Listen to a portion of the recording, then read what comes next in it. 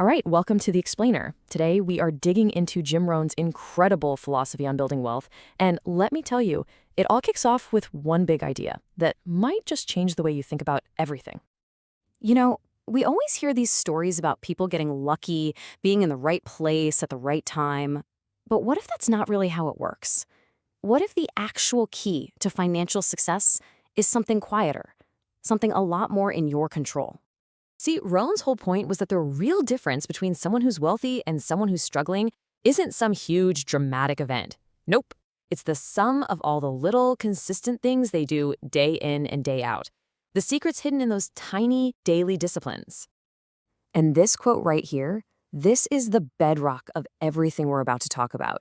Rohn was absolutely convinced that your financial future is an inside job. You have to build it in your head first, with your thoughts and your vision, way before you ever see it in your bank account. Okay, so let's get into our first section. It all starts in the mind. The first step on this whole journey is just clarity. Rohn believed that if you don't have a crystal clear destination, you're just going to wander. Your vision, that's your compass. It guides every single move you make. And this is where you can really see the split, right? Most people look at their current situation, at what they have in the bank, and let that define what's possible for them. But the millionaire mindset, it flips that completely. It starts with a detailed vision of the future and then works backward. The key is to stop just reacting to what life throws at you and start being the architect of the future you actually want. So you've got this big vision in your head. Now what? Well, that brings us to section 2. The power of small actions. This is how you take that vision from being just a dream and turn it into something real. And spoiler alert, it's not about taking some giant leap of faith. Rohn's secret here is to break down that huge, intimidating mountain of your ambition into tiny, manageable steps. Success isn't some big explosion of greatness. No, it's just one simple, deliberate step forward that you take again and again and again. Just 10 cents. It sounds like nothing, right? But for Jim Rohn, this was everything. When he was 25 years old, totally broke and drowning in debt, his first act of financial discipline was to save just 10 cents out of every dollar he made. It probably felt ridiculous at the time, but the simple act of starting, no matter how small, created this powerful momentum. And that right there, that just sums it all up, doesn't it? It's not about finding some magic bullet or having one heroic day. It's all about having the discipline to do the simple, positive, productive things every single day. That is the real engine of building wealth. It's like that classic snowball effect, right? Reading just 10 pages a day doesn't feel like a big deal. But over a year, that compounds into a massive amount of knowledge. Saving a little bit each week feels slow at first, but over decades, it can become a real fortune. These are daily deposits into your personal bank account of habits and skills. And believe me, they grow exponentially. Okay, so we've got the mindset, we've got the habit of taking small actions. Now we get to the fun part, building the system. This is where you learn to command your money and turn every single dollar you have into a little soldier in your own financial army. So Rohn asks this really fundamental question, a gut check question, really. He said that money is either your servant or it's your master. There's no in between. And honestly, most people live as slaves to it, just reacting to bills, to emergencies. Real freedom starts the moment you decide to take command.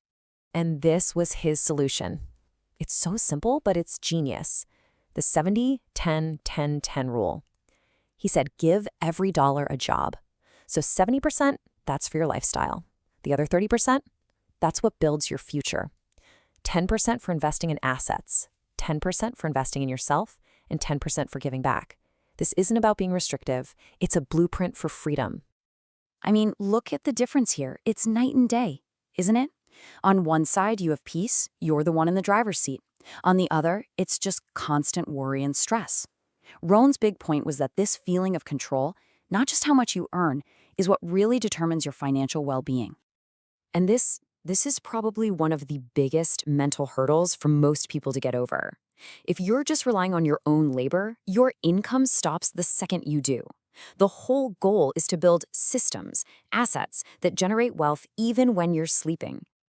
You know, having just one paycheck is kind of like standing on a one-legged stool. It's wobbly, right?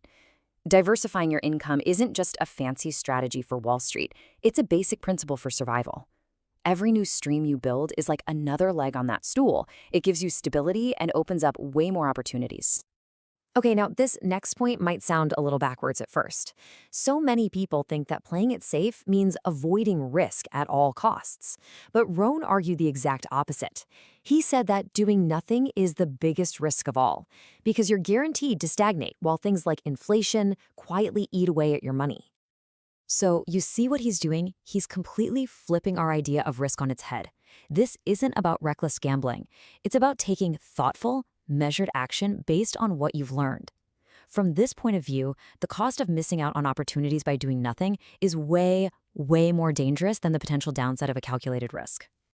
All right, so we've come to the final piece of the puzzle, the very top of the pyramid. This is where we go beyond just accumulating money for ourselves and start thinking about the impact we're going to leave on the world. And this is where it all comes together. Rohn believed in this powerful truth. True wealth is just the natural byproduct of creating value for other people. The world doesn't really reward you for what you want. It rewards you for solving problems and serving others. When you make that mental shift from what can I get to what can I give, the financial rewards tend to just follow.